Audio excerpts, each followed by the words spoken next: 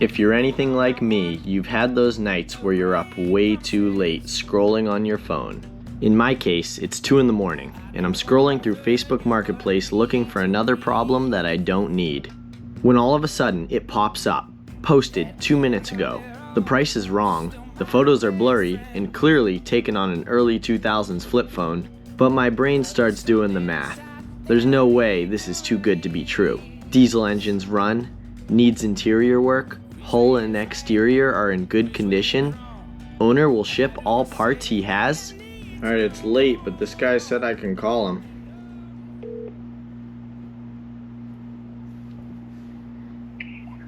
This is Tony.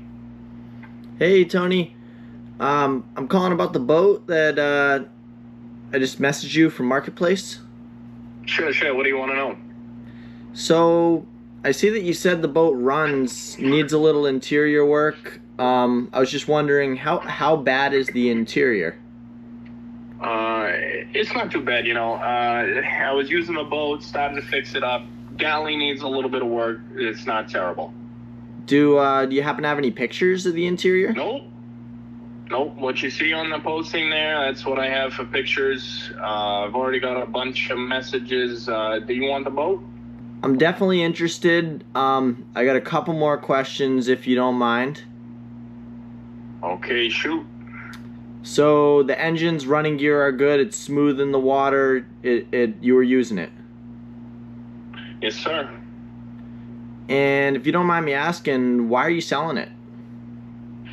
I live up in New York. The boat's in Florida. I don't have time to go there, and I don't want to keep paying for storage. All right. Is it in the water or is it dry docked? It's up on land. Cool.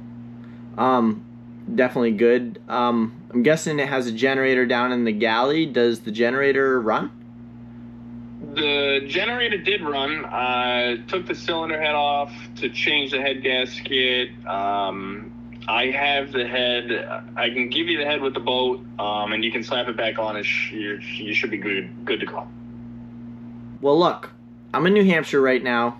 I can't go see the boat. I'd be buying it sight unseen, and you know it's a crazy thing to do with a boat like this. You sell the boat or what? Fucking out. Keep it down.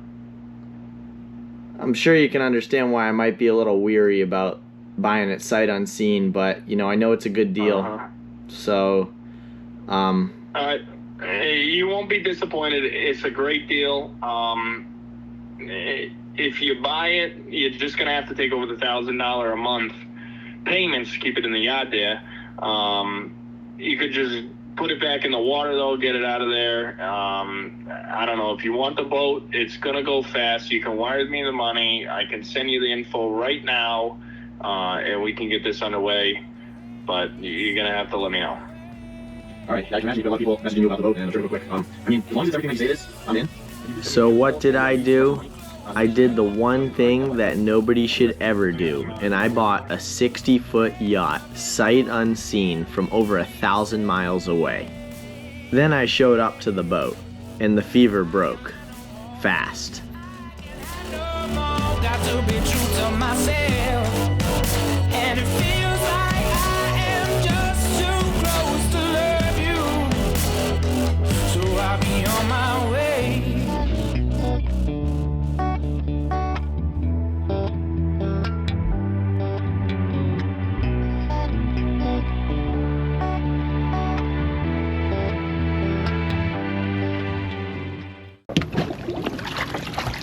Oh no.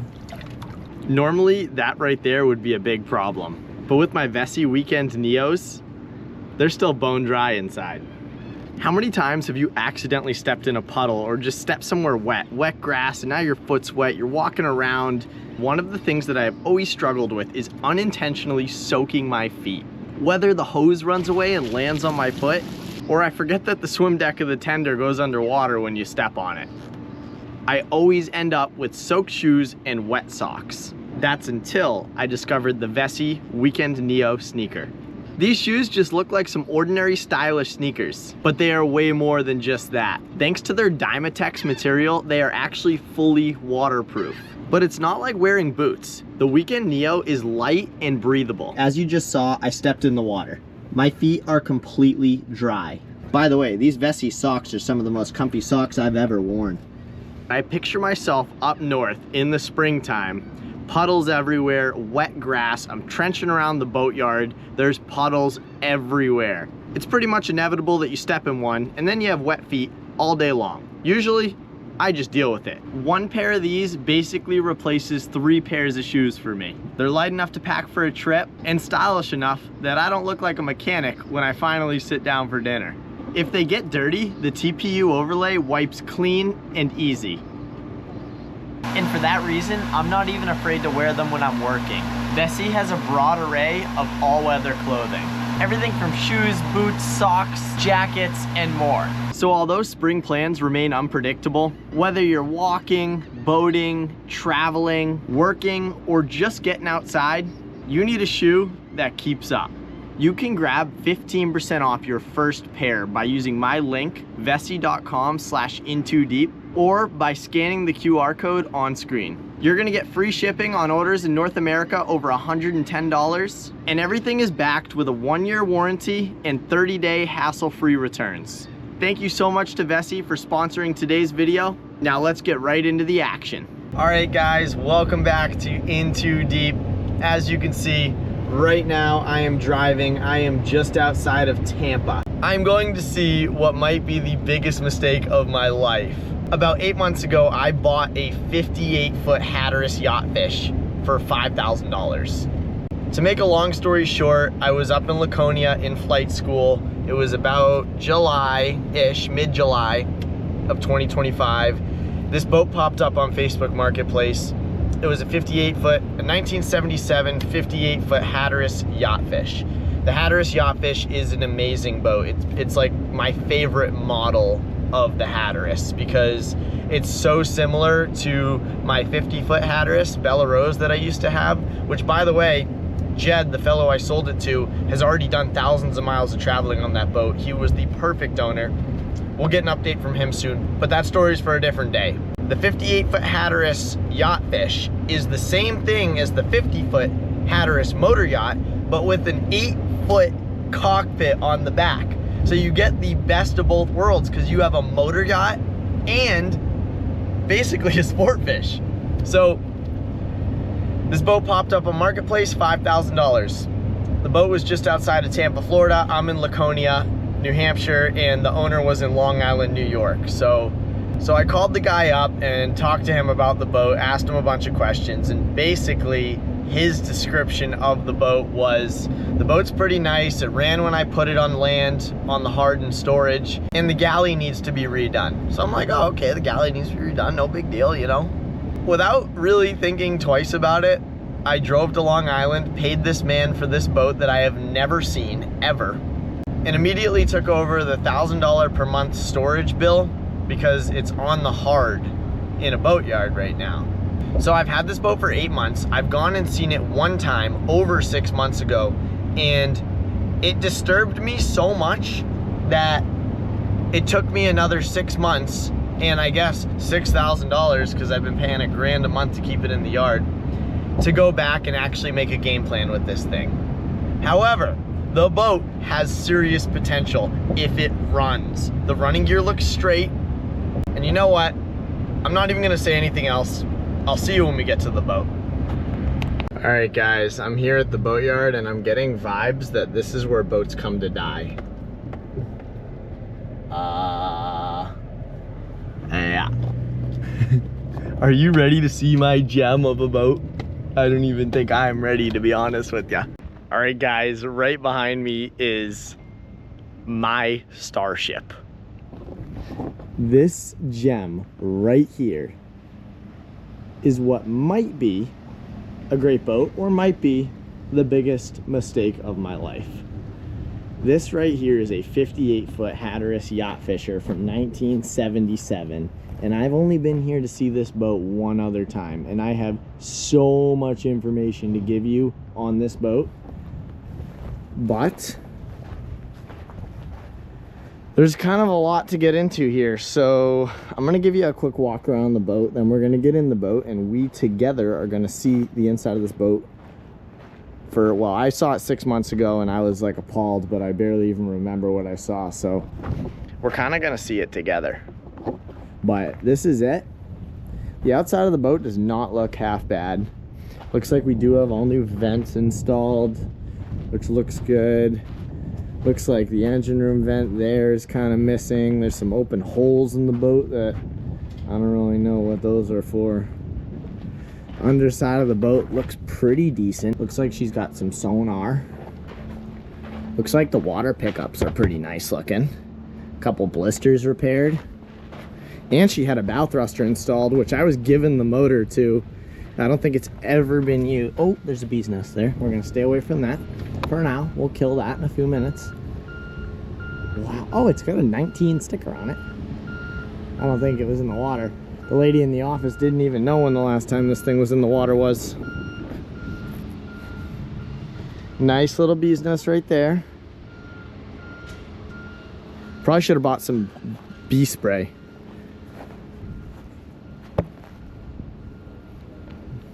I can see active bee action there. That looks like a prime spot for bees. We're gonna have to exterminate this thing. Uh-oh, what do we got here?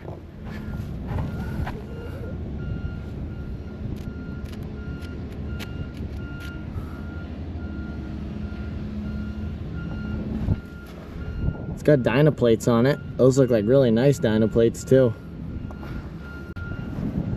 Wow. All right, let's go hop in this thing and we'll be appalled together. But I'll be the only one getting stung by a bee, so. Rudders look very nice. Running gear looks literally beautiful. The zincs are new. Pretty amazing. I'm excited. This is what you're about to get a look at what makes me not so excited.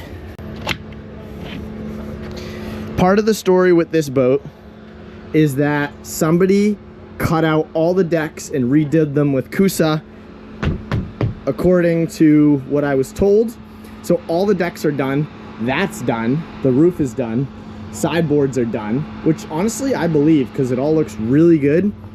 I think this was a case of ran out of money and just didn't finish the project. Davit crane, third station.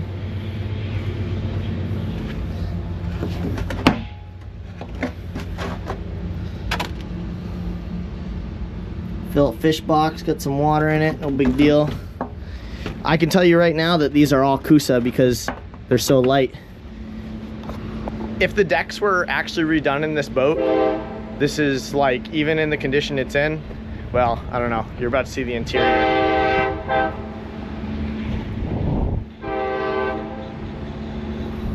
Third station, somebody stole all the controls. Are the cables still in there? Cables are still there, so that's a good sign.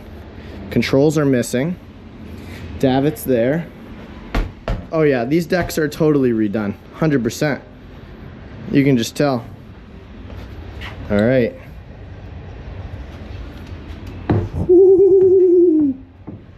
Oh, there's bees already. I'm gonna get stung in here, guaranteed. All right, guys. Wow. Oh my gosh.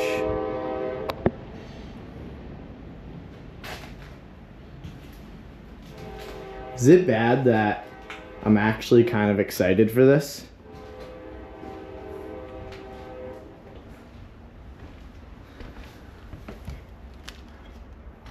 Oh, there's so much rot.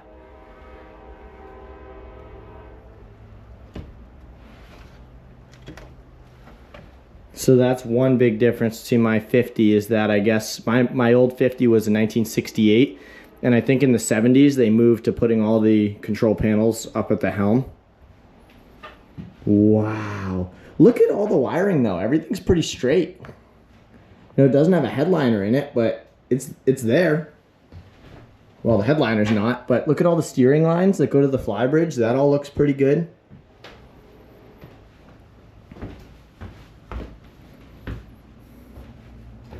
The wood is just roached. Oh. Although some of this wood is still there. I have one other pretty cool piece of information before we go down into the one room that the previous owner said needed to be restored. As you're gonna see, it's definitely the worst of it. This boat was repowered in either the 90s or the 2000s with 6 V92s. They pulled the 871s out of it and put 500 horsepower wet turbo 692s in it. Pretty cool. All right, let's continue our tour, shall we? Oh my gosh. Oh.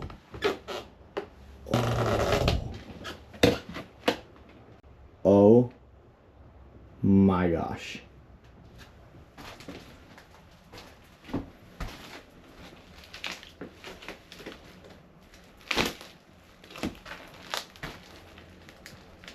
Might need some new plywood down here. What's all the oil? SAE 40, okay. Probably for the engines.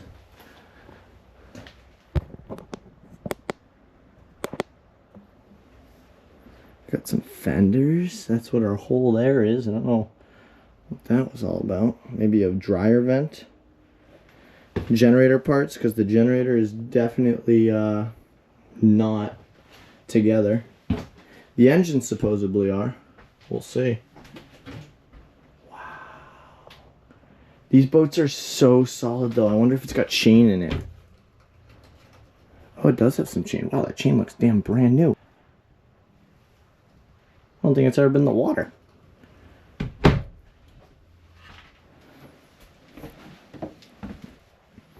Forward head, no head. Wow.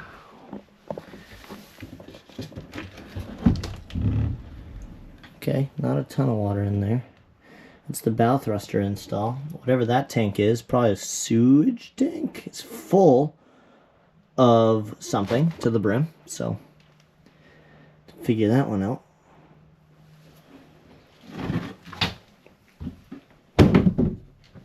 Look at that. That's all there.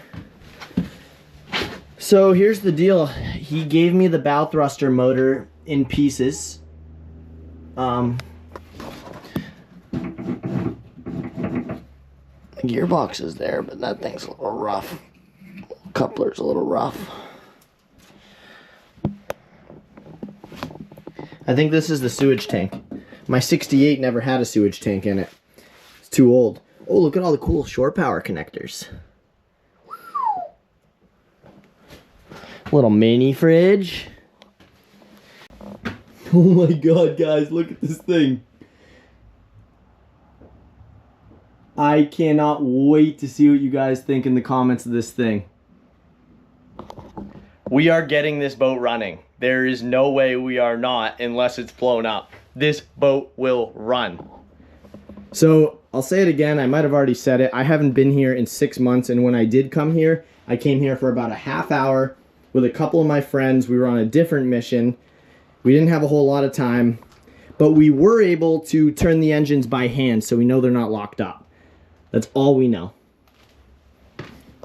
In this video, we're gonna put batteries in it, and we're gonna see what it does. All right, these are the old 692s. Wonder if they got coolant in them. That one's wet in there. Oh yeah, it does have some coolant in it.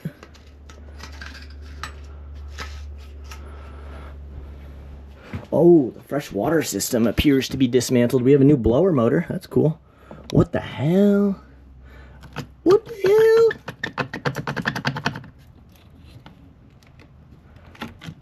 Oof. Okay, that's fresh water. It's not looking too dandy.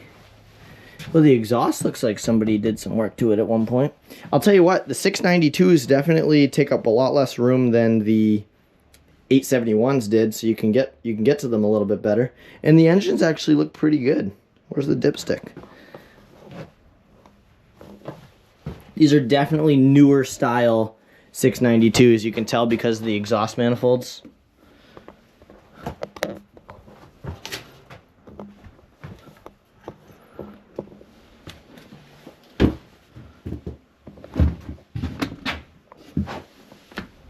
Oh, there's the dipstick. This is going to be a big telltale. Oh, look at that.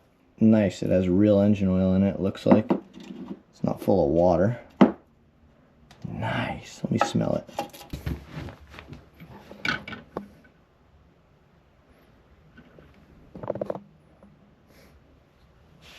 I think it's fine.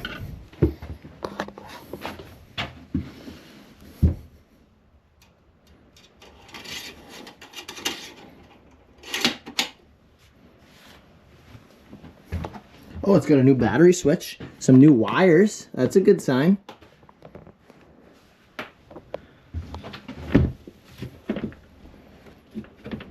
New oil pressure sensor down there, I see. I don't see anything leaking like crazy. There's no oil in the bilge. Let's see if this engine's got oil in it. This one does have oil in it, but it looks remarkably clean. It's definitely oil though. Maybe you changed it and never ran it.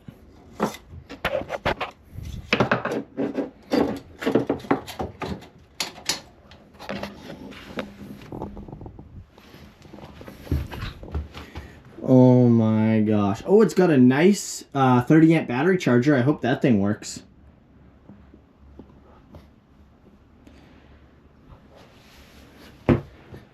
Wow. Holy crap, this one's got coolant in it. It's like full of coolant. There's the rake horse. Wow. It's got these added recovery tanks. Look at the AC compressors. Like any of those work. Holy crap. It's interesting though. Somebody did work to this boat. Like look, it's got these new vents for the fuel tanks. I think that's what those are. The exhaust looks pretty good. Looks like someone replaced it at one point. All the engines are all there. They really are. They are all there and they are together.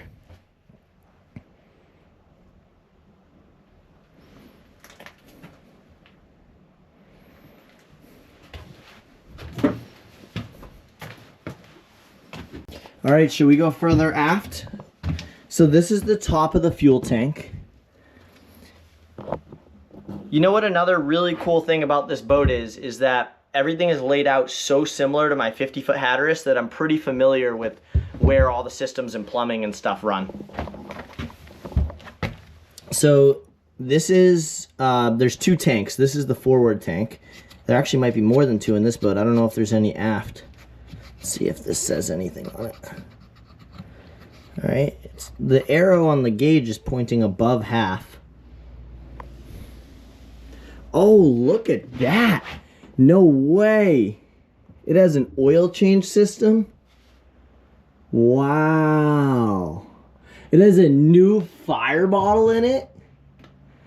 2015. That's interesting. So somebody's been here. Somebody was putting money into this boat. It's got the air saps. The rake cores look relatively new.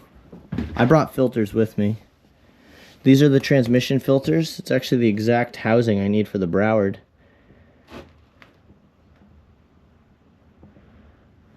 Wonder if the gears have oil in them. I'll check that. All right, and then this is the aft tank. That one shows empty. I love the access to this though.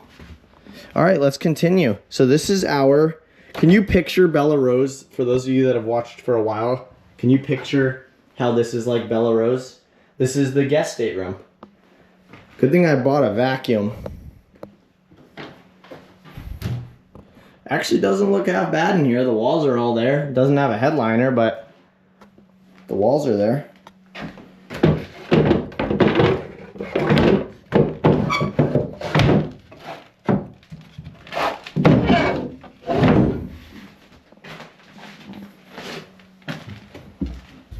Coming out, this is the center head. Oh my gosh. Don't even tell me it's got an incinerating head in it. Electric incinerating toilet. Holy crap. This is one of those fire toilets. That is freaking nuts. There's the shower. So the 50 Hatteras had a Jack and Jill shower you could get in from this side. I wonder if there's another shower in this one. Oh wow, they each have their own shower in this boat. Their own walk-in shower. No way. Alright, so that's a big difference from the... Look at all that line. Oh. Got a whole lot of cable.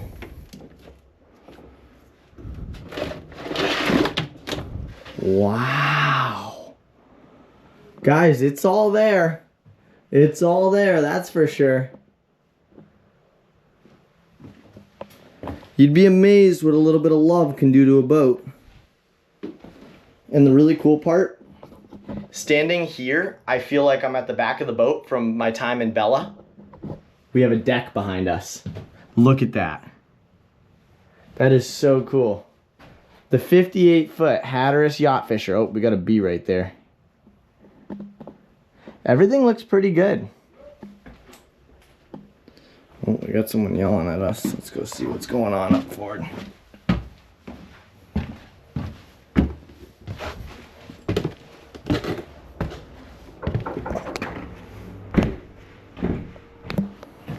How we doing? Holy shit! What's going on? Bro, I'm one of your followers. Me and my wife, and my buddy just told me, he goes, hey, No way. I'm like, which Gus?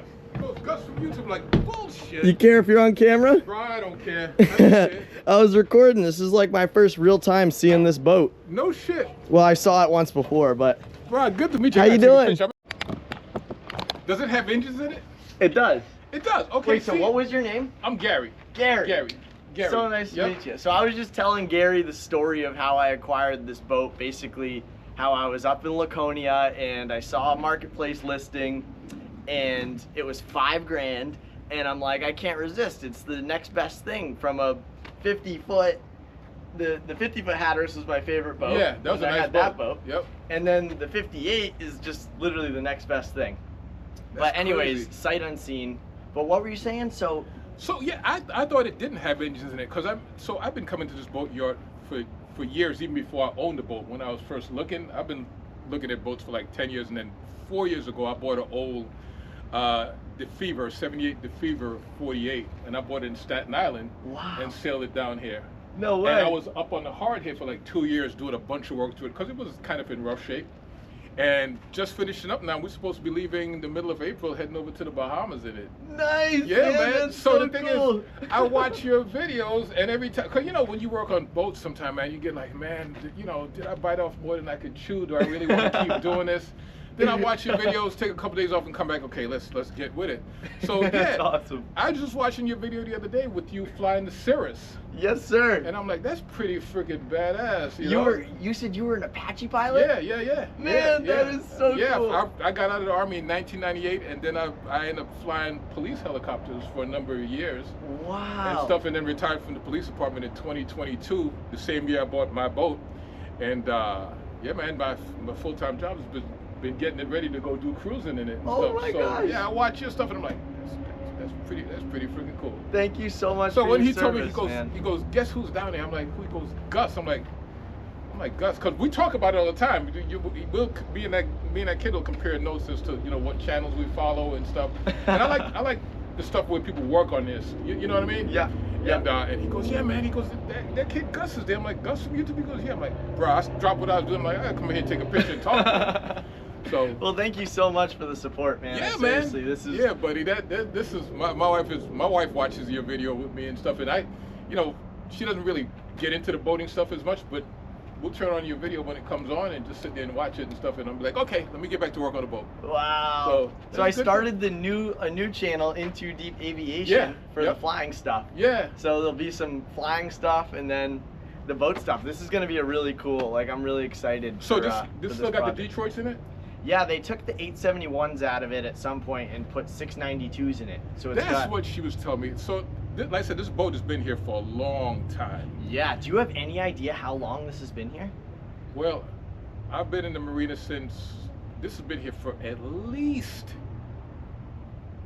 I'm thinking at least 5, if not longer. At least 5 that I could, maybe even 7, because when we first started looking, I remember we came in this marina, there was a guy selling an Albin here. Yeah.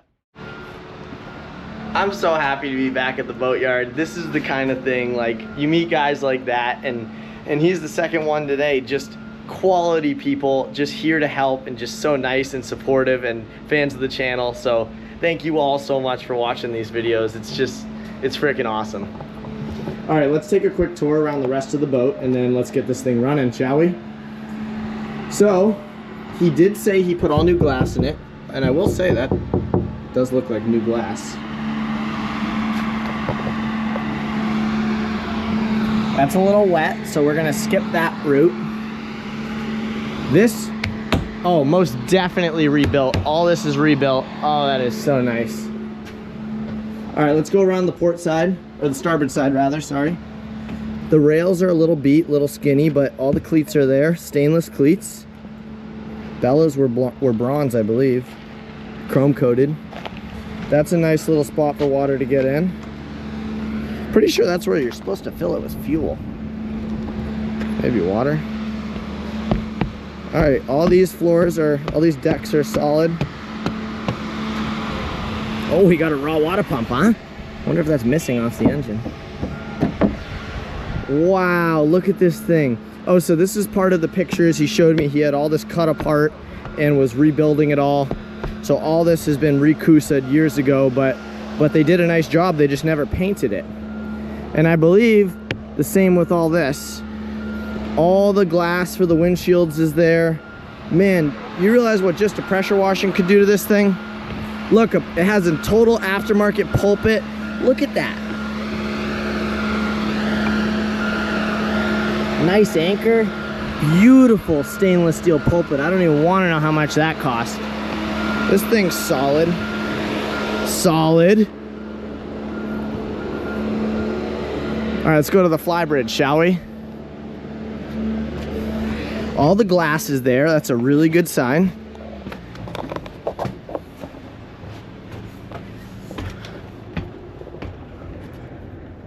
Oh, no way. We have Sportfish outriggers? No way. No way. That is so sick. We are missing the steering wheel. I want to say that was here the last time I was here. But you know, you win some, you lose some. Throttles work up here. Oh my gosh, this boat's gonna be so cool. Yep. All right, we have controls. This boat is all there. It really, genuinely is all there. Actually, you can tell that this is still wood. You feel the difference? So this flybridge is wood, but everything down below has been done. We could have so much fun with this boat.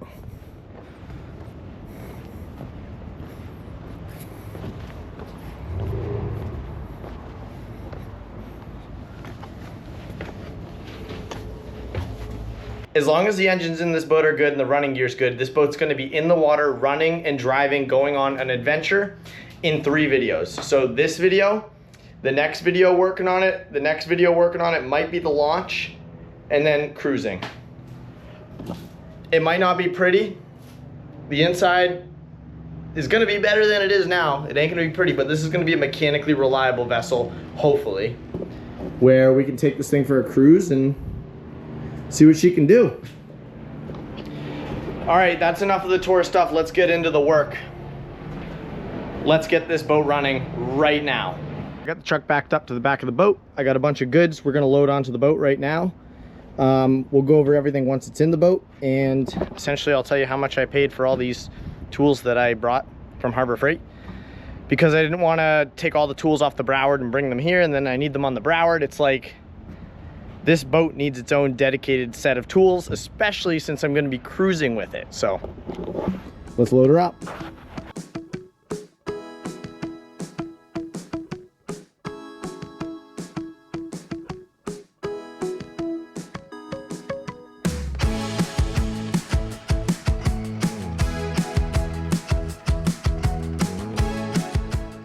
All right, so this trip to Harbor Freight, I spent $393. So let's call that $400, and for that $400, let me show you what I got. Firstly, I got some screwdrivers, because you always need screwdrivers. I got the super cheap set of pliers, because as long as you're careful with them, they're good and they come in handy. Some Allen wrenches, because I know these Detroits have some Allen stuff on them. Set of 3/8 and 1/2" drive extensions. I took the 1/4 drive ones and left them back because I didn't need a 1/4 drive here. I got a magnet for bilge retrieving. Some zip ties, because zip ties are great. Set of wrenches, 1/2" drive socket set, 3/8 drive socket set, 100-foot 12-gauge extension cord, set of pry bars, some gloves, a 100-foot hose, the cheap one, some rags. Oh, the batteries are not included in that $400. These Bad Larrys were $200 a pop at West Marine. I know you're gonna say, why'd you go to West Marine for batteries? Well, they have a decent warranty on them, so. I got a can of WD-40. All right, so $400 for all the tools. Oh, and then the vacuum. I got a 6-gallon wet dry vac, which I noticed there was already one in the boat. I don't know if it works. Some of the stuff I brought from the boat, one headlamp, because you always need a headlamp. I brought some Raycors, and I'm glad that they're the right filters. Those are from the Broward. I have a huge supply of them on the Broward. And I haven't had an issue with fuel contamination in the Broward, so I'm rarely changing fuel filters in that thing. So I have a ton on there that probably never need. And then here is all the cool paperwork that the boat came with. I don't have time to get into all the nitty-gritty pictures and stuff in this video, but for my Patreon members, I'm gonna make a video just going through the history of this boat and showing you all the pictures that are in this bag and the paperwork and receipts and work and stuff that was done. So if you're really interested in this project, you can go over to Patreon and you can support the channel and learn some cool stuff about this boat. But here we are. So we have $400 worth of tools and supplies, $400 worth of batteries. So now we are $800 in to my $5,000 yacht fish. I'm gonna go set up a workshop real quick. I'm gonna get my vacuum out. I'm gonna vacuum out the galley just enough so that I can set up a workshop on that table. And then we're good.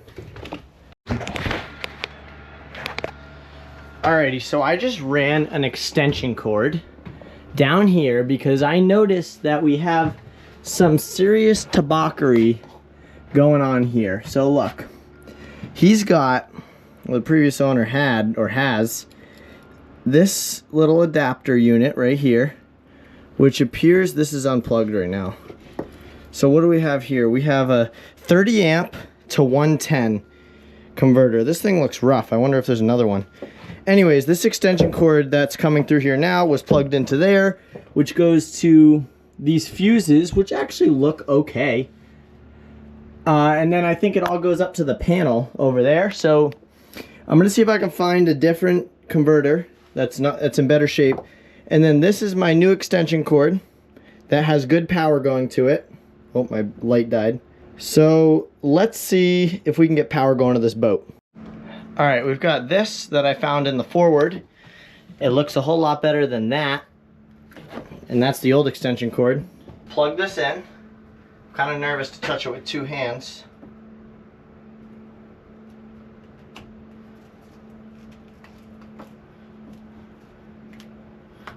All right, she's plugged in.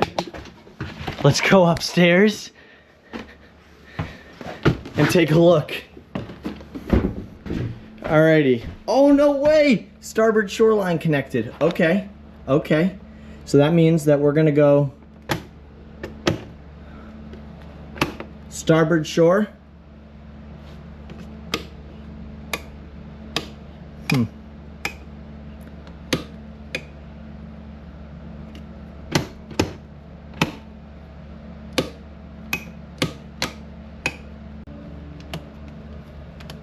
Oh, look at that. All right, it's that one. All right, we have 120 coming in. So that means if I shut this off, all right, so that's the main, and then that's the breaker. Okay, so we have power going to the boat supposedly now.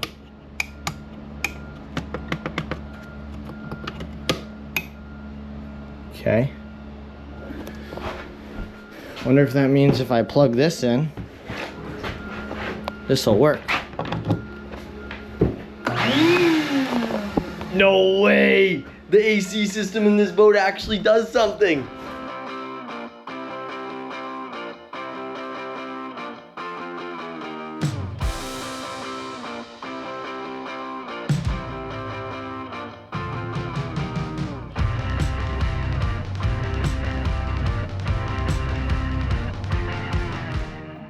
All right, well, I've got at least a work area cleaned off on the table here, so I've got my tools laid out, little trash can here.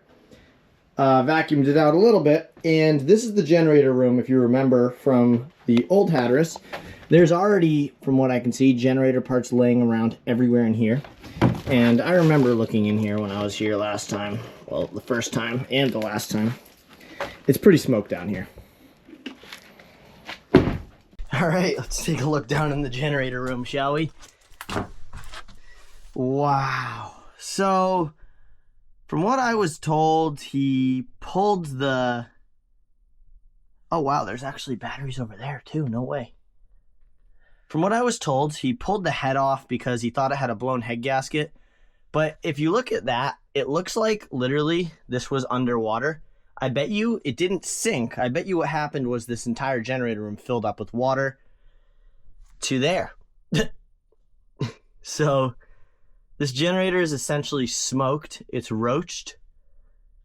But that's not a big deal because I can put a pretty sick off-grid system down here. Like, there's a lot of room down here. So what I'm going to do is I'm going to put the 2 new batteries that I got in here. And I got group 31s because I didn't feel like wrestling with all this other stuff. These 8Ds get really heavy. I wouldn't be surprised that some of these are still good. I wonder what we even have in here. Those are nice battery boxes. Oh my gosh. Oh, those are the house batteries. Okay. All right, so this is the similar setup as the other boat. I don't know if it's 24 or 36. Hopefully it's 24. But there's another set of house batteries, and that's what those are. Interesting. All right, first things first, I'm going to get ready to hook the batteries up down here.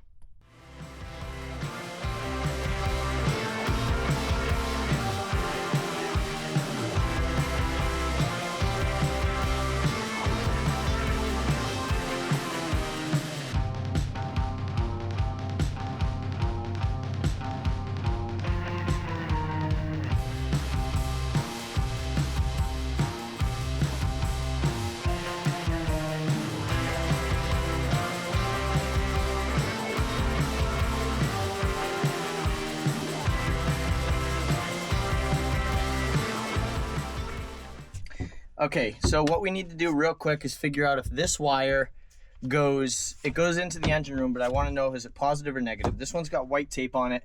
I'd bet you this one's positive, but it's not exactly something that you should be guessing. So these 2 cables both come up and go to the battery switch, which we can shut off for now.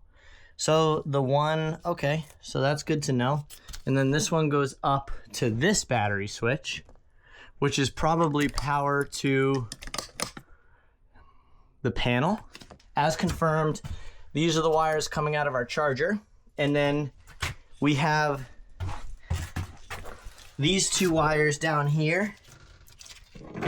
And, oh, look at this nifty little setup for water they've got going on here. So the wire that goes through the bulkhead on the top is a ground. They're both negative.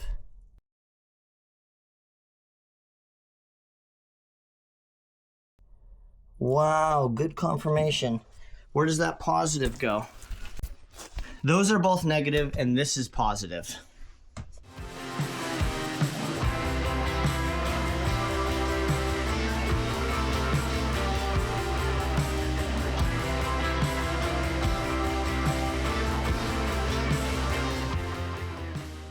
The second one from the outboard side on the starboard side, which is this one, is negative. It goes right there to the side of the engine block.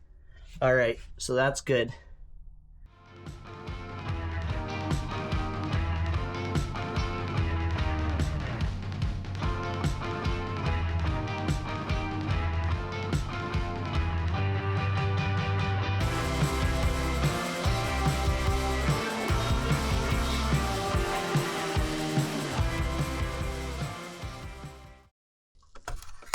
Power.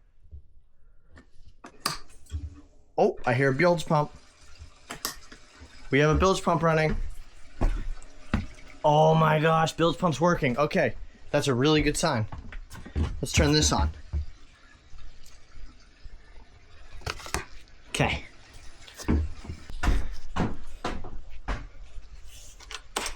We have power. Oh my gosh. Shut off solenoid works. We have power. Should I try and crank it? Oh, they crank. Well, that one does.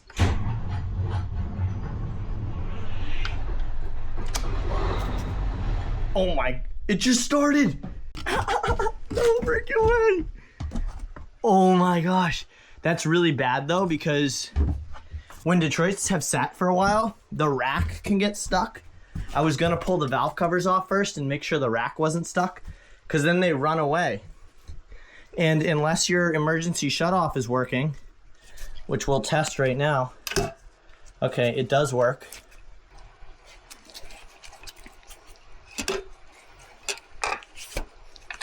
All right, so the way that this system works is that inside of this intake is a flap that cuts all airflow to the engine, because the way that a Detroit diesel works, the two-stroke Detroits, is you have a blower. It's a supercharger, but it technically does not push any boost. The turbo pushes boost, but the supercharger is required for the operation of this engine just because of the way it works. It's a two-stroke diesel, and when the piston comes down below ports in the cylinder wall, the blower blows the exhaust out and then blows fresh air in while the exhaust valve's open. There's no intake valves in these engines at all. Basically, the blower, which is this unit here, blows air into the engine through ports at the bottom of the cylinder wall. The piston comes back up, the injector injects fuel, and then it fires. Real quick, I'd like to add that the big reason for these shutoffs is because the supercharger is lubricated by oil, and if you lose that seal while it's running, the engine will run away on engine oil. So you can starve it of fuel, but unless you starve it of air, it's still just gonna keep running at a very high RPM. I'd like to know that those work, so let's go look at the other side, and then we'll test them. All right, so this one.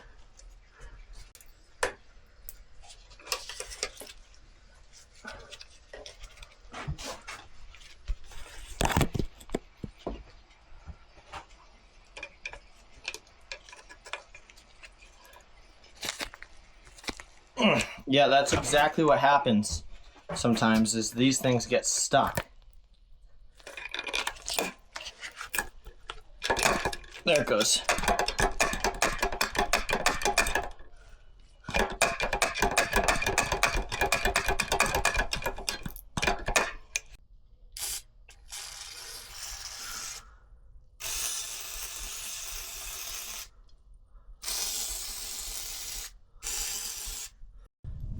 All right, this is how the emergency shutoff is supposed to work.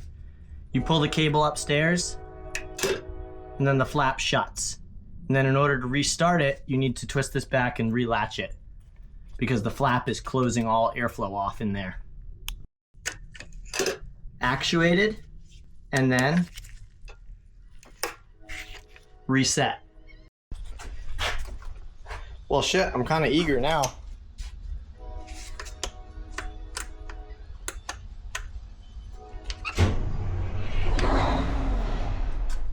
Well, it started right up again.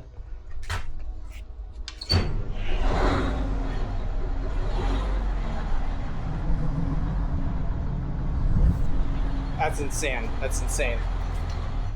And the shutdown works. That's literally freaking insane. This Detroit just started, and who knows, for first time and who knows how long. Wow. All right, I'm still gonna wait to start this one.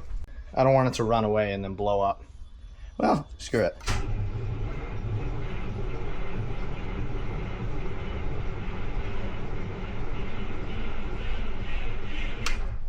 All right, that one's getting ready to fire off. I don't want to do it. I'm afraid until I fix the flapper, because if it runs away, you could lose the motor just like that. And like, it would run away if the rack was stuck under the valve cover. So it's just really not worth it unless you know you can shut it down. So I'm gonna fix that real quick. Alrighty, I just got the battery charger booted up, so the batteries are charging. And check this out. This steering system still has pressure in it that says 30 PSI. I don't know if you can read it. The rudder actually turns. That is shocking. Alright, so. Oh yeah, she does look like she. Is she charging? I really need a voltmeter here. Wonder if the parallel does anything.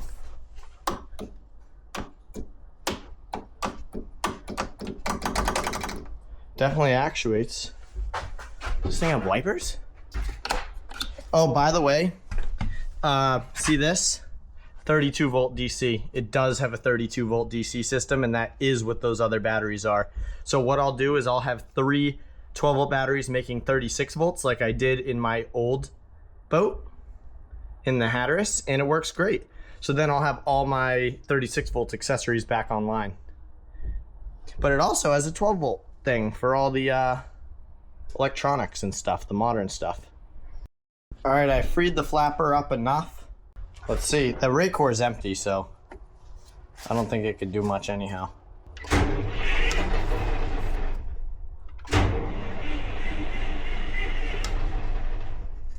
It wants to go.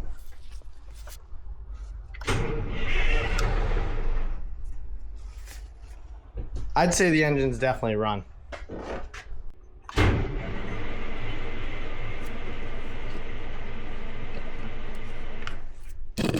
All right, I'm curious if it's pumping the Raycor full of fuel. No. All right, so that's the mechanical fuel pump right there. This is the fuel pickup line. That's the line, which should go to these. Everything's set to the forward tank. What we'll probably do here is put a water hose into this side and see if we can run this engine for an extended period. And then we'll start working on the other side. All right, I got water going into the sea strainer. Bilge is filling up. Let's start this thing up.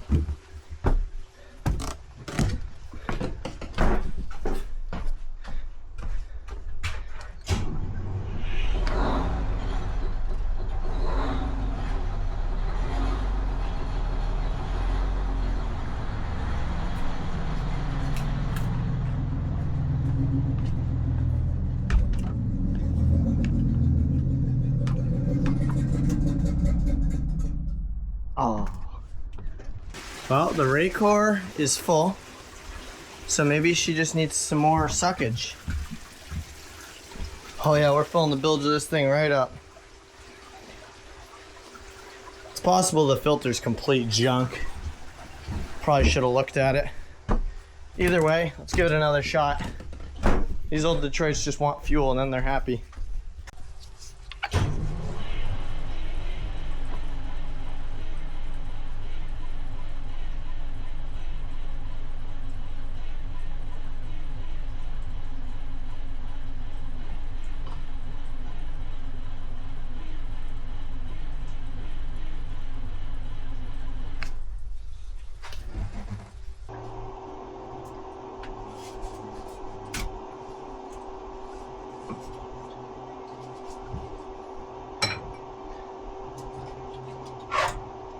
Oh, those fuel filters are brand spanking new. I ain't changing that. That thing's brand new.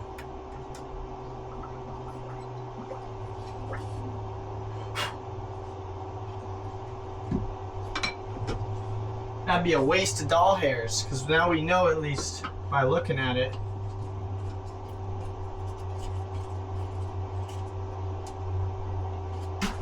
All right.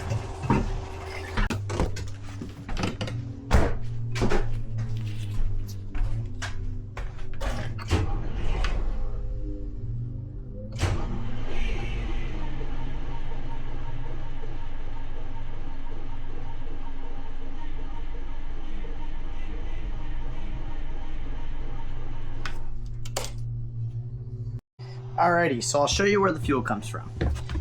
On the port side, you see this line, that goes to the valve bank, which goes to the tank. So this line comes up here, and runs to that ray core. From that ray core, it runs through that line, comes all the way, wraps around here, goes to the mechanical gear pump. From the mechanical gear pump, it comes down this line and goes to the primary filter housing, which is right here. So what we can do here is remove this line from the primary filter housing, put it into a bucket, and wait till we have nice clean fuel coming out of it. Hopefully nice clean fuel. These engines will really run on anything except for water, but after that, we'll put it back on and she should run. All right guys, so here is the deal. I do not want to stress the starters out any more than I already have. So me cranking the engine over and over again to try and suck fuel using the mechanical gear pump, it's just not good. In addition to that, if I unhook the line from the other side of the pump and then start cranking it, then if there is any extra fuel in the rail under the valve covers, that's gonna get burned and then it's gonna be airlocked on that side, which isn't the end of the world, but I think this is what I'm gonna do. I'm gonna call it a day because I'm pretty beat. I spent the whole day on the boat. I got batteries put in it. I know that the engines run, which is huge. Got to get a good look at the boat, walk all around it. I know that the AC system works. I know the engines crank. By AC, I mean AC power, not air conditioning. I know that the controls work. I really wanted to put it in gear, but we'll do that next time. I know that the steering works. It actually moves the rudders. But overall, I just got a really good look at the boat. I got all my tools here, so next time I come, I'm deployed, I'm ready to rip. Batteries are in it, the charger is working. And sometimes when you absorb so much stuff like this, it's good to step away, think about it, absorb it, and then come back. That's how I came to the conclusion of not burning the starter out trying to crank this thing. I sat down for a second, I'm like, realistically, I don't know what fuel is in the fuel tank right now. So it would make more sense for me to go get an electric fuel pump and polish the fuel with the electric fuel pump, meaning disconnect the line from the engine, suck fuel from the tank through the ray core, see what it looks like, see what it does to the filter. I can do that on the other side as well, so it primes that ray core, fills that line with fuel. I can basically have the guarantee that when I try and start the engines again, I am sucking fresh fuel through the line. It's very important because if you're not, you know, you could be filling the ray cores with water, you could be sucking air. There's just a lot of questions that get answered when you hook an electric pump up to the fuel line and suck fuel through the ray core and just return it back into the tank. It's essentially polishing the fuel. You're sucking it from the tank, putting it through a filter and putting it back into the tank. So that's what we're gonna do. I'm really, really curious what you guys think, so be sure to leave a comment. If you like these videos, hit that subscribe button because there is so much more of this coming. And I do have to say, I also somehow, some way acquired another boat. Oh, I am literally in too deep, but we're gonna deal with this one first. I'm thinking about selling the Broward. You know, it's to the point when I got it, the intro to that video described how the Hatteras became so reliable that I wasn't in too deep anymore. Well, the Broward's been so damn reliable for me too, except the Broward, I really love living on the Broward, so it's a little harder for me to get rid of that because it's so damn comfortable. Like, even if you just use that boat as a dock condo, it's literally a house. You have your friends over, like, it is a huge galley, it's a machine. Either way, I'm thinking high 200 range for the Broward. If anybody's interested, send me an email. I can't just show it to a million people because, you know, I am living on the boat. It's my house. But if you're seriously, seriously interested in it, in the high 200 range, if you've watched the videos for a long time, you know what I've done to that thing. It's got an insane lithium battery setup. It's got a modern NIAD stabilization system put in 2014. That was a ton of money. And I've been using it. I've put over 5,000 nautical miles on that boat in the last 2 years. It's never left me stranded. Knock on wood. A lot of mahogany in this boat. Regardless of anything else, I'm definitely not gonna be living on this Hatteras. This Hatteras is gonna take a lot of work. It's a whole lot of boat. You know, it's It brings me back to 3 years ago when I got my Hatteras, or 4 years ago, I guess, my 50 footer, which was in way better shape than this thing and had Cummins in it. But I was totally overwhelmed. This is a little bit less pressing. The only crazy part about this boat is that I'm spending $1,000 a month to have it sit on land. So I really want to see it run. I want to get it in the water and I want to play with it. I don't know what I'm going to do with it. A carpenter, this would be a perfect boat for somebody that does like interior house remodeling and stuff, because after I get the motors going good and she's reliable mechanically, a carpenter could go put this thing on a dock and just go to town every weekend redoing the interior room by room. It would be quite the but she ain't for sale yet. I want to get this thing in the water and I want to see what it's capable of, because the old yacht fish is a good unit. I'm gonna kill the bees before I go, and then I'm gonna give you a good look at the bottom side of the boat as well.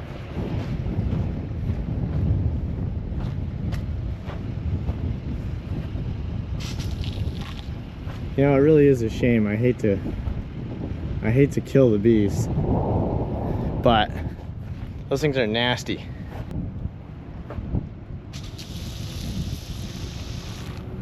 This is the bow thruster they installed. They never actually used it at all. They installed it, and then I think what happened is the forward bilge filled with water and the motor inside was submerged, so the motor was junk before they even got to use the thruster. But it's all there. It's a pretty nice thruster setup. So I'll paint that. It's got dyno plates on it, which are like grounding plates to help ground electronics inside the boat and stuff. It's got dual transducers, one on each side. It's got a couple blisters that were fixed. It's got really nice pickups. Oh, there's more bees nests. Those ones might be old. Blister fixed. I mean, somebody really did keep this thing nice until I don't know what happened, but all the cutlass bearings are like perfect. It's truly amazing. There's a spare shaft in the boat. The wheels look great. The rudders turn. Trim tabs look good. Everything's pretty legit. Like, the boat is all there. There's the other transducer. It's pretty freaking amazing. The hull sides are in really good shape. The paint looks good. Like, with a wash and a pressure washing and a scrub, this thing's gonna be freaking awesome looking. It really is a sharp looking boat. It's got spray rails. Bella used to be really wet in the waves because it didn't have spray rails. This one's got spray rails. Really nice pulpit. The hull is nice. There's no fiberglass damage anywhere. Like, the glass is perfect. It's freaking amazing. It really is. It needs a couple pieces of hardware. Needs engine room vents. Needs lights put in up there. But like with deck paint and stuff, the hull of this boat looks awesome. It just needs a complete interior like renovation. I don't know. I really don't know what to think of this thing. All right, guys. Thank you so much for watching. We'll see you next time. Peace.